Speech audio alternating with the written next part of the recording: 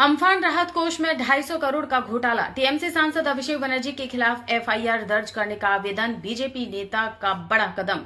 पश्चिम बंगाल के दक्षिण 24 परगना जिले से एक बहुत बड़ी और सनसनीखेज खबर सामने आ रही है।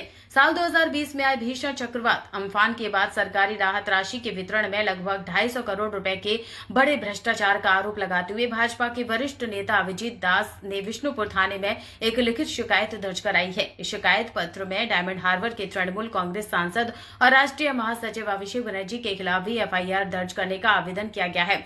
राहत वितरण में भारी गड़बड़ी और कटमनी का आरोप। भाजपा नेता अभिजीत दास ने विष्णुपुर थाने के आईसी और डायमंड हार्बर के पुलिस अधीक्षक को सौंपे गए अपने शिकायती पत्र में कई चौंकाने वाले दावे किए हैं।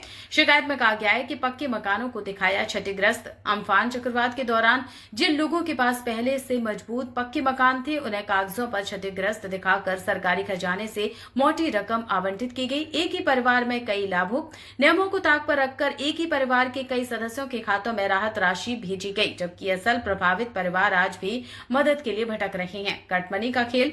सरकारी सहायता राशि पाने की पूरी आवेदन प्रक्रिया के दौरान स्थानीय स्तर पर भारी कटमनी वसूली गई। एक ही मोबाइल नंबर से कई नाम लिंक। शिकायतकर्ता ने सबूत के तौर पर कुछ ऐसे मोबाइल नंबरों का भी उल्लेख किया है जो एक ही नंबर होने के बावजूद कई अलग अलग लाभार्थियों के खातों से जुड़े हुए थे। एसआईटी गठन और फॉरेंसिक ऑडिट की मांग। शिकायतकर्ता ने इस पूरे मामले को एक सुनियोजित और संगठित वित्तीय घोटाला बताते हुए पुलिस प्रशासन से 3 मुख्य मांगे की हैं। आरोपी नेताओं और अधिकारियों के खिलाफ तुरंत एफआईआर दर्ज की जाए। इस 250 करोड़ रुपए के कथित घोटाले की गहराई से जांच कर एक विशेष जांच दल यानी कि एसआईटी का गठन किया जाए। राहत कोष के वितरण और बैंक खातों के लेन देन का फॉरेंसिक ऑडिट कराया जाए ताकि सच सामने आ सके। सत्तारूढ़ दल के शीर्ष नेता अभिषेक बनर्जी का नाम इस शिकायत में शामिल होने के कारण जिले के प्रशासनिक और राजनीतिक गलियारों में भारी हड़कंप मच गया है। पुलिस सूत्रों के अनुसार भाजपा नेता द्वारा सौंपे गए शिकायती पत्र को स्वीकार कर लिया गया है और मामले से जुड़े सभी दस्तावेजों और तकनीकी पहलुओं की बारीकी से जांच की जा रही है। राजनीतिक जानकारों का मानना है कि इस मामले को लेकर आने वाले दिनों में राज्य की राजनीति में बड़ा भूचाल आ सकता है।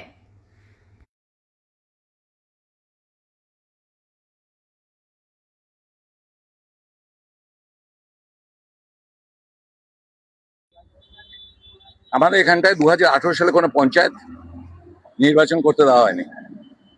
পুলিশ প্রহরায় ক্রিমিনাল প্রত্যেকটা রাস্তায়, আপনারা নিশ্চয়ই মনে আছে, আপনাদের কোনো সাংবাদিকদের কভারেজ করতে দেওয়া হয়নি। আপনাদেরকে বলা হয়েছিল যে সাংবাদিক কভারেজ করবে তার ডেড বডি পড়ে থাকবে, এবং যার ফলে ডায়মন্ডের কোনো খবর নিউজে চ্যানেলগুলোতে দেখানো হয়নি। আমরা হাইকোর্টেও কেস করেছিলাম এবং লাস্টে সুপ্রিম কোর্টে গিয়েছিলাম। বিষয় হচ্ছে যে সমস্ত পঞ্চায়েত সদস্য, এই ডায়মন্ড হারবার লোকসভা একমাত্র লোকসভা যেখানে কোনো পঞ্চায়েত নির্বাচন হয়নি, প্রত্যেকটা পঞ্চায়েত সদস্য, পঞ্চায়েত সমিতির সদস্য, জেলা পরিষদের সদস্য, প্রধান উপপ্রধান সম্পূর্ণ ছিল অবৈধ। সে অবৈধ পঞ্চায়েত সদস্য, জেলা পরিষদের সদস্য এবং পঞ্চায়েত সমিতির সদস্যরা এই মাননীয় সাংসদ, ছাপ্পা ভোটে জেতা সাংসদ অভিষেক ব্যানার্জির কৃপায় কোটি কোটি টাকা দুর্নীতি করেছে। তার তথ্য প্রমাণ সমেত সেই ওয়েবসাইট থেকে, যে ওয়েবসাইট ওরা বন্ধ করে দিয়েছে, সেই ওয়েবসাইট থেকে ডাউনলোড করা তথ্য নিয়ে আজকে পেন ড্রাইভে আমি সমস্ত দিয়ে এসেছি। আজকে বিষ্ণুপুর থানায় এফআইআর করেছি এবং যাতে প্রাইম অ্যাকিউজড হচ্ছে অভিষেক ব্যানার্জি এবং তারই সঙ্গে রয়েছে এডিএম ডেভেলপমেন্ট সাগর চক্রবর্তী।